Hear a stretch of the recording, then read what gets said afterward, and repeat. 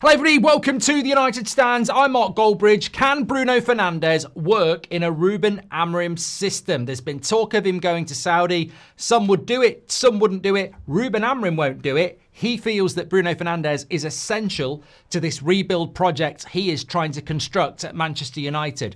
But it looks like he wants to play him in the midfield pivot. Behind the two number 10s and obviously the striker, he would play next to a midfielder as a midfielder.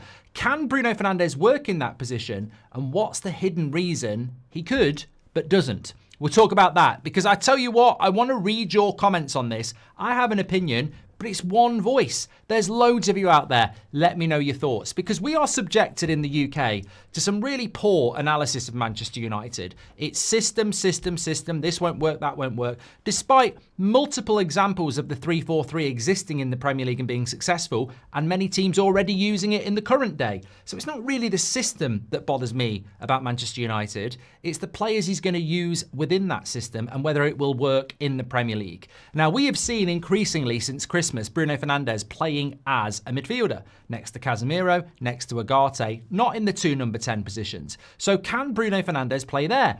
I think the fear is at 31 next season, how is he supposed to learn the attributes and skills of a Bruno Guimaraes, a Rodri, Alexis Mac Allister, a Declan Rice? How is he supposed to do that? Bruno Fernandes is a fantastic footballer, but are we saying that any player can do any position? Are we saying that Virgil van Dijk could do Rodri's job? Are we saying that Mo Salah could play centre midfield? I think it's a specialist position when you think about the ability to pick up runners, the physicality, the discipline, the tackling, the moving of the ball and not being the sole constructor of the game. So I think those things are considerations unless you're asking Bruno to be a third number 10, in which case, how would that even work? So I think there is a hidden meaning here. And I must just say at the start, fundamentally, what we've seen of Ruben Amorim's system in the 3-4-3 is 3 centre-backs, 2 wing-backs and 2 midfielders. I think there is a real case to say that if Ruben Amorim had the right players, you could probably play Bruno Fernandes next to an Ugarte or a Casemiro if you had 3 centre-backs like Lenny Yoro. Centre-backs that sometimes as a 3, you might be playing against 1 forward. So you step into the midfield or a Martinez, someone like that. In which case, Bruno Fernandes would be fine if he had an Ugarte/Casemiro next to him and then a Yoro or a Martinez stepping into the midfield, which is exactly what the Amorim system's meant to do. But he hasn't got the players to do that. And we've seen that with the wide players. The wide players, fundamentally could be an Ahmad and maybe another winger on the other side in some sense. But we've not seen that because he hasn't got the players to do it. So we're using wing backs.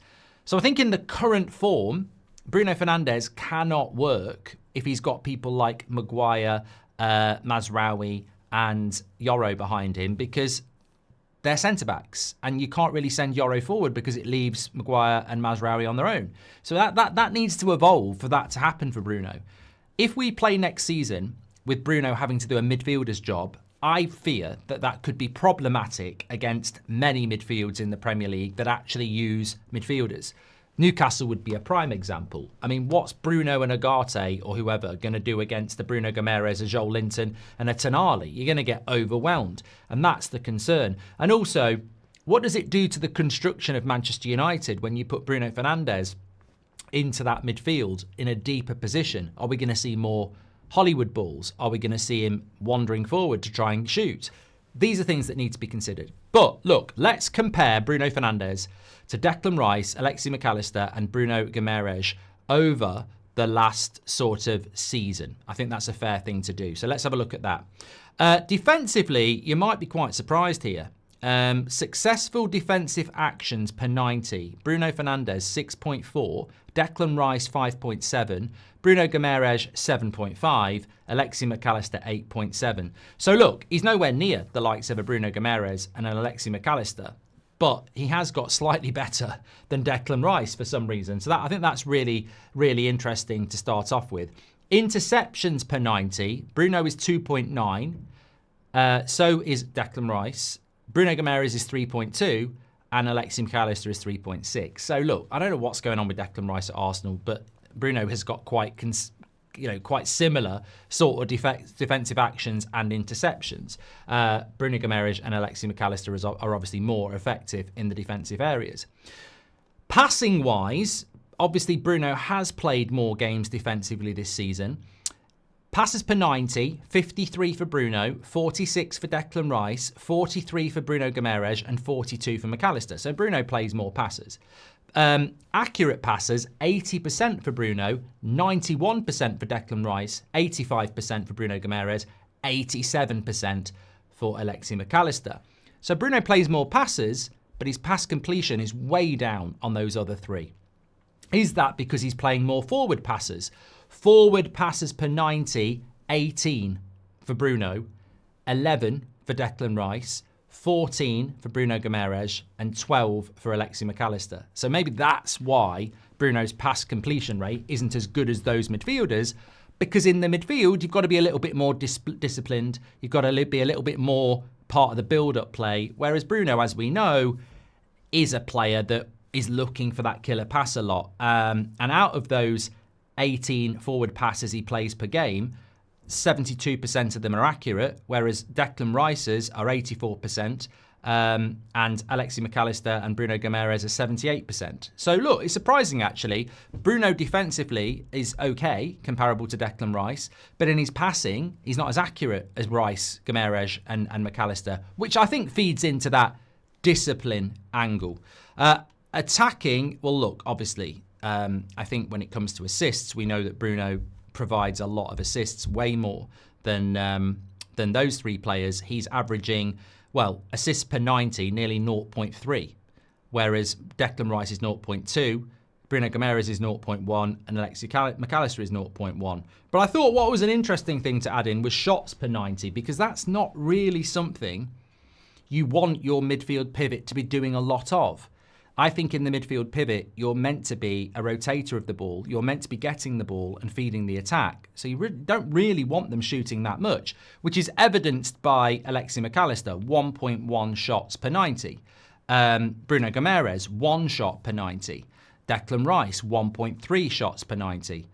Bruno Fernandes, 2.5 shots per 90. And I think this is where...